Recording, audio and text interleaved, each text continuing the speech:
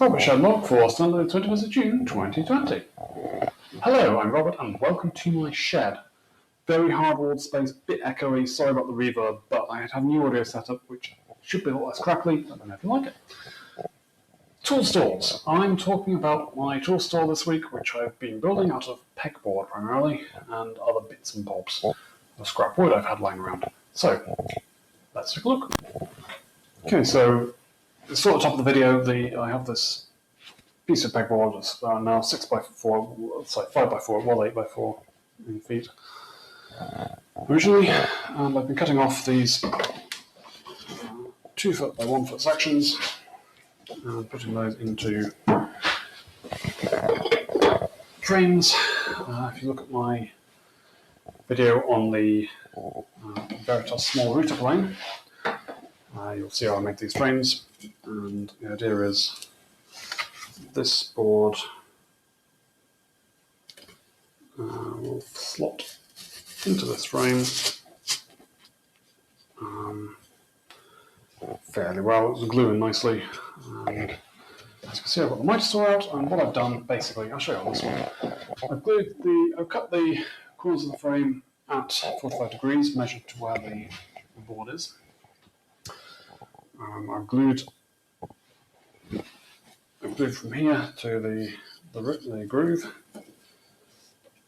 I've glued the corners of the miter, and everything's very solid. Now, when you glue corners and miters together, you get this. I don't know how well you can see it. I don't have a monitor at the moment, but you get these holes in the end grain showing quite prominently.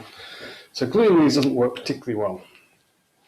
So the next stage, having made the corners, was I used my crosscut saw to cut a 45 degree hole in here along the edges. You might just be able to see it top and bottom there.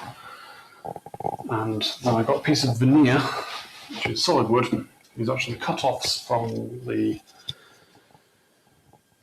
mortise and tenons, through mortise and tenons on the the shelves of my workbench, and that just slots into that hole at a 45 degree angle, glues on and cuts off.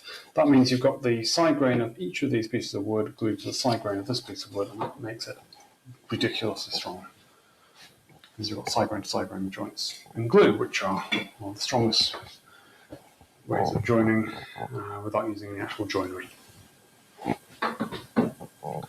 So that's a good solid frame. I've put it on, temporarily put it onto these hinges, which you can't see because they're behind the wall, but they're half pin hinges, so split hinges as I call them now, which means I can lift the whole thing off. I said that I'm now to do it, which means taking the tools off because they're a bit heavy more than anything. So take the tools off. That means I can lift up the board. It just pops off. And I should be able to adjust them and shuffle them around. I need to rehang them a bit. I didn't have the right screws, so I'm going to get some more screws. See, it's not very thick material, so, and these things are quite big heads, so I'm going to need some more screws, the right size. It's at a slight angle here because I realised the wall wasn't straight, so it didn't quite fit properly. And the sun's gone in, so I'm probably going to have to reshoot this whole thing. But yes, that's my tool saw. I can get to both sides of the wood, and it turns out, with the right hooks, you can even put the same hook, or use the same hole for hooks on each side. It's quite nice. So, I did buy these things, which are supposedly 6mm screws, 6mm hooks, and the idea was you could screw this into something to make a shelf, and then just hook it through the hole. But it turns out, when they said 6mm, so the diameter of the hook was 6mm, they lied, the diameter of the shank is 6mm, the diameter of the hook is 8mm, it doesn't fit through the 1/4 inch hole. So I've now got some more smaller ones, which sadly don't have the crosshead attachment, so I'm going to have to screw it in the old-fashioned way, which is basically to pump them on one side and screw them through. But I've realised, because these through holes, I can just screw them from the other side. And have a useful hook on one side and a shelf on the other. So that's not the end of the world.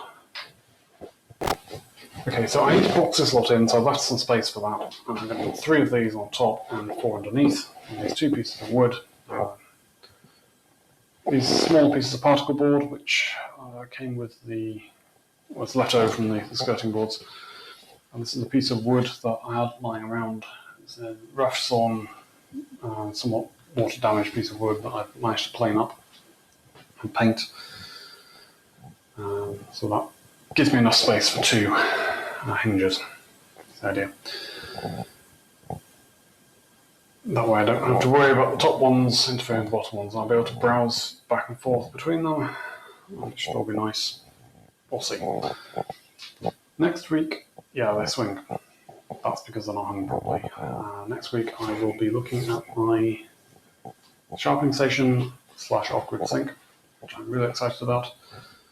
And hopefully I'll also make the progress to the tool store and things will be a little bit tidier in here. That's the plan. So that's all for the ShedLog this week. Please tune in next time and we'll have some more shed fun. Ta-ta!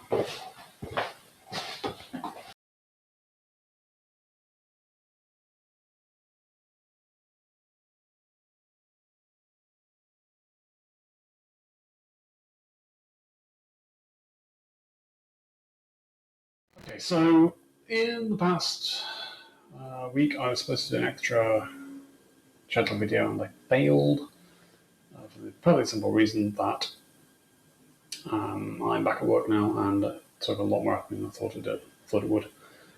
However, I do now have a new audio setup, so hopefully this will work. Let me know in the comments if it doesn't.